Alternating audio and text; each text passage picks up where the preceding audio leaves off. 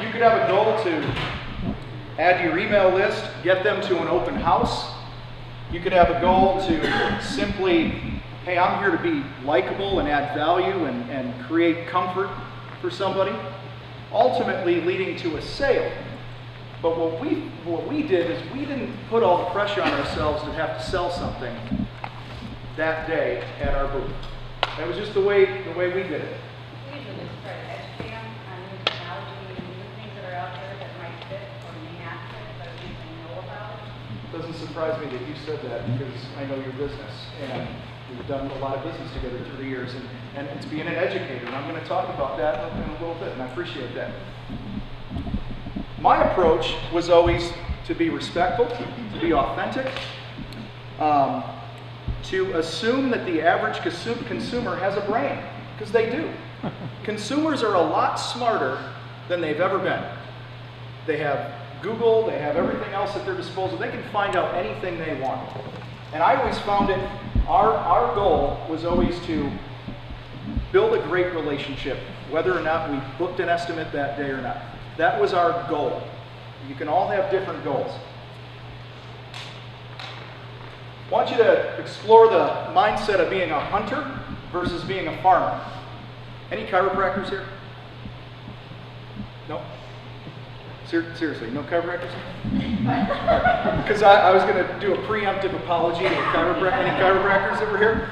But hunter-farmer. I remember one show not too long ago, the booth next to us was this chiropractor. This lady was highly aggressive. Like somebody be walking down the aisle and she'd pull out that arrow. She'd go, want to get your spine checked today? Want to get your spine checked today? And she was in their face. I'm not ripping on the technique or the question. She was so aggressive that people were like, whoa. We're going to get into the attendee mindset in a minute. We're still in our mindset, but I'm going to ask you to embrace more of a, doesn't mean you can't be aggressive, doesn't mean you can't be on the hunt, but try to be more of a farmer. What's a farmer do? Tends the crop. Tends the crop, plants seed. What's that? Yeah, he doesn't stand there and go, will you grow? Come on! He's not screaming at the corn to grow higher. He plants, he waters, he takes care of it. After that, he doesn't have any control if the sun shines or not. Right? He's not looking out his window every 5 minutes going, I wonder if it's going to grow. You control what you can control. People will buy from people they know, like, and trust. And if you're all up in their face, too aggressive at these shows, you're going to scare some people off. That's what I found. See, instead of, when was the last time you had your spine checked and thrown an arrow at the person or a spear, okay? What if you farmed it like this? You know, can I ask you a couple questions? Somebody comes to your booth. You know, I just want to ask 2 questions to help us understand how we can help people the most. You know, in return, you can enter into the raffle. I can get you a free adjustment sometime. But you know, our vision here is to help people with their health. And what have your struggles been? What are some things that you wish chiropractors would do that maybe we're not doing, that we're not seeing? What do you think of that approach versus hunting you down, chasing you down the aisle, and getting all in your face? Okay, make up your own, obviously, words for this, but it's got to be authentic. It's got to be drawing people in, making them feel comfortable with you. It's about being an educator. We talked about that earlier. Okay? Educate people, show them that you know what you're doing, you've been around the block, you're a total expert, and be confident in that. And also know that you're not going to resonate with everybody. You're not for everyone, and everyone's not for you, and that's okay. You only want the customers that are the best customers for your business. Those are the ones you want. And you be yourself, you add value, you educate them, ask some good questions, and you'll be able to do that. I want to hop into the attendee mindset, okay? Now, when the attendee goes to the show, what do you see? All right? You're standing at the booth, and you see these people walking around with this glazed look over their eyes.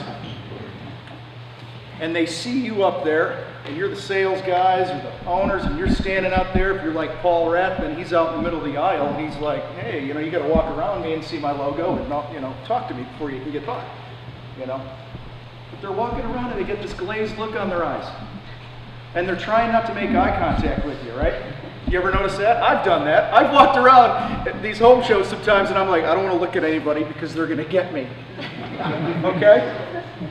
Because that's the attendee mindset. Here's the other thing. They're acting like they're not on the lookout, but they're on the lookout for something. Now, what Jim said, it might be free stuff. Okay? But chances are, they come to these shows, they know what they kind of want to do. They know what they're looking for. And they're walking around and they're trying not to engage too much because they don't want to talk to any salespeople. Your job is to put them at ease. It's like when you're flipping the channels. How many attendees are we going to have this year? How many vendors? 110 booths. 110 booths. All right, it's like you got 110 channels. Think of it that way. If you're flipping around your cable right now, how many channels are you passing up because you're not engaged? Okay? Your attendees are walking around and they're not engaged. Maybe you didn't grab them in 2.5 seconds. Maybe they're confused at what you do. It's okay. They change the channel, they move on to the next one. Your job isn't to, you know, grab the clicker back from them and switch them back to your channel. We don't want to put them in a headlock. Okay? Maybe some of them. Engage them. Make them feel warm, make them feel special, make them feel heard, welcome, because what they're checking out is, what's this guy going to be like to work with? What's this company going to be like to work with? Every time I go by his booth, he's not there. Huh. I wonder if I'll be able to find him if I hire him. Okay? All these things go through their mind. Or, gosh, this guy is kind of annoying. He's in my face. I can't imagine doing a remodeling project with this guy for 6 months. You get it? You know, you teach music. If you're out there, Karen, and you guys are, you know, this is somebody who's going to be sitting next to my kid every day. What kind of culture are they running? You can usually feel that culture by who's working the booth. And so you want to make sure you're putting out those good vibes of, hey, we're a safe place to park your business for a while. Okay? And they can get that real quick. I had one interaction like that where the woman came up and she had a lot of questions, and I answered them. And at the end, she probably talked about 15, 20 minutes. At the end, she says, aren't you going to take all my info down and have me enter a raffle or something? I said, you can give me your info if you want, and I can contact you if you'd like to do that, but you know, I'm just trying to be helpful, and here's my card, and if you have any questions, I know you're talking to some other vendors and this and that. About 6 months later, my phone rings, we go out, ends up being a $20,000 job. We were about 30% higher than the other 3 bids she got from the same home show. And she chose to go with us because we were the ones that she felt hurt her the best. Was it worth it? Is it worth it not to get the lead right then and there? It's more important, the big picture of your business, to take care of the overall vibe and feeling that people get when they work with you.